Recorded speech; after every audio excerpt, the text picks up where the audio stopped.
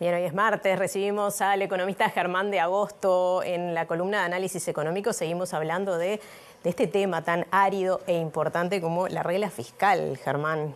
¿Cómo andas, Nati? ¿Todo bien? Sí, Bien. Vamos a seguir hablando y vamos a hacer como una suerte de aproximaciones sucesivas al tema, porque como bien decís, es de los temas técnicamente y metodológicamente más complejos, pero paradójicamente también es de lo más importante porque se trata justamente de la política fiscal. Y la política fiscal es la más política de las políticas económicas. Bien. Así que de alguna manera este es un tema que no podemos obviar, así que vamos a hacer como una suerte de escenas del capítulo. ¿Podemos decir qué es la diferencia que puede haber entre una ideología y otra? O sea, a veces cuando se dice, por ejemplo, en nuestro país que se sigue la macroeconomía, pero sí cambia la política fiscal.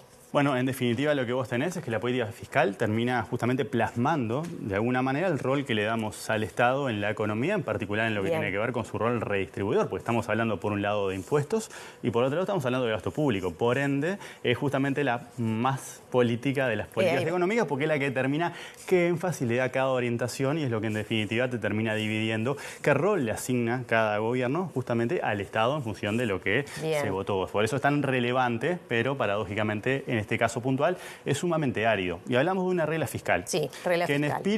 En espíritu básicamente es un mecanismo, ¿sí?, que lo que hace es limitar la discrecionalidad en el manejo de las finanzas públicas. Eso es como el espíritu que distintos países usan. Después cada país determina su regla fiscal particular y ese, el que nos convoca hoy, es la regla uruguaya, que es la que se terminó plasmando luego de la aprobación de la LUC en el año 2020. 3 pilares. Y tiene 3 pilares. El otro día con Juli repasamos un poquito del primer pilar y el segundo pilar, por eso estamos recapitulando. ¿Sí? Básicamente el primer pilar es el que dice que el déficit fiscal no puede superar determinada meta que se pone el MEF. ¿Cuál era la meta que se puso el MEF? 2,9% del PIB, es decir, es el tope que podía tener el déficit fiscal para este año 2024, año particularmente relevante por ser año electoral, y ahora en la rendición de cuentas lo que tenemos es un déficit de menos 3,4%. Es decir, va a haber un incumplimiento de la regla fiscal en este año electoral y eso lo vemos plasmado en ese primer pilar, ¿sí? Un déficit mayor, es decir, una diferencia de ingresos y egresos del sector público más deficitaria de la que se había, exactamente, y más negativa de la que se tenía como meta indicativa en su momento. Primer pilar. El segundo pilar, que tiene nuestra regla fiscal, le pone un tope al aumento del gasto público. ¿Sí? Ese tope se lo pone en 2,8%. ¿Qué quiere decir eso? Que por la regla fiscal el gasto no debería de aumentar más que un 2,8% en relación al año anterior. Sin embargo, lo que tenemos en la nueva rendición de cuentas es un aumento de 4,8%, o sea que acá hay un segundo incumplimiento en esta regla fiscal, que es lo que hasta ahí habíamos llegado con Juli. Y por último tenemos un tercer pilar que tiene que ver con el tope del endeudamiento, que es lo más parecido a lo que teníamos antes, entre el 2006 y el 2019, antes de que entrara en vigencia esta nueva. Y es decir, la deuda, el endeudamiento, no puede superar determinado umbral, que ese umbral se puso en 2.300 millones de dólares. Y eso es lo que se prevé en la regla fiscal, que no se superaría. Es decir, tendríamos de 3 pilares, 2 incumplimientos. O sea, estaríamos en una situación bastante similar, digamos, porque en realidad lo único que se está cumpliendo es lo que ya existía.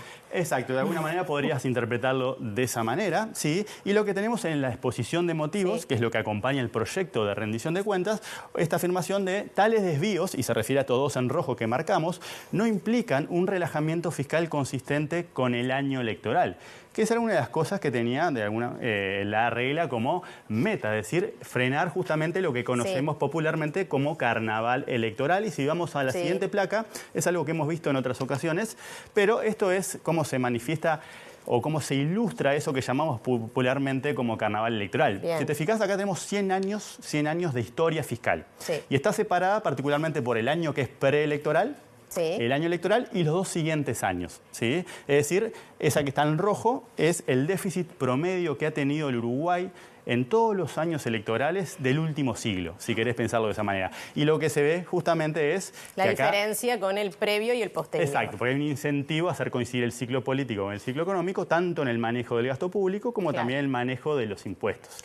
Y eso es lo que de alguna manera venía a poner un freno a esta nueva regla fiscal que discursivamente justamente nace de la preocupación, al menos discursiva, de que la situación que teníamos al 2019 era una situación muy compleja, sin ningún tipo de de margen de maniobras de este punto de vista fiscal y que esta regla iba a permitir, ¿sí?, justamente frenar el manejo discrecional, en particular en un año electoral. Ha habido muchas críticas en estos días, ¿no? Desde diferentes personalidades vinculadas a la economía, por ejemplo, de que no se ha logrado justamente eso. Exacto, y lo cual en particular en este año electoral, donde justamente quizás no sea un carnaval electoral, pero como otro analista ha dicho, bueno, una fiesta electoral porque tenemos un déficit mayor y un aumento del gasto mayor que naturalmente coincide con este patrón histórico que venía de alguna manera a corregirse a partir de este nuevo mecanismo que tomó un eje central de lo que fue la campaña del 2019. ¿Sí?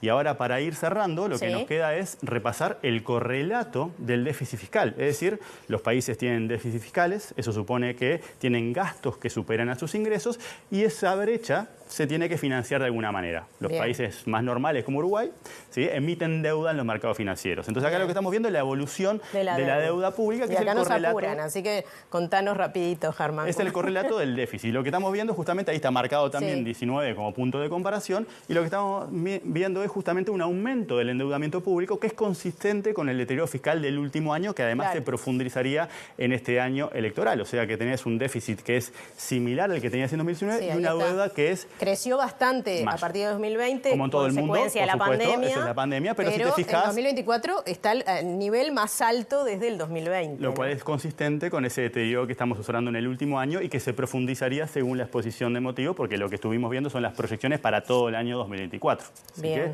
de alguna manera, tenemos una nueva aproximación a un tema complejo que abordaremos en sucesivas columnas durante este año tan singular. Claro, y las consecuencias y lo que va a pesar a futuro, que eso también se ha hablado mucho. Supone una restricción relevante justamente para el próximo gobierno. Bien, bueno, muchas gracias.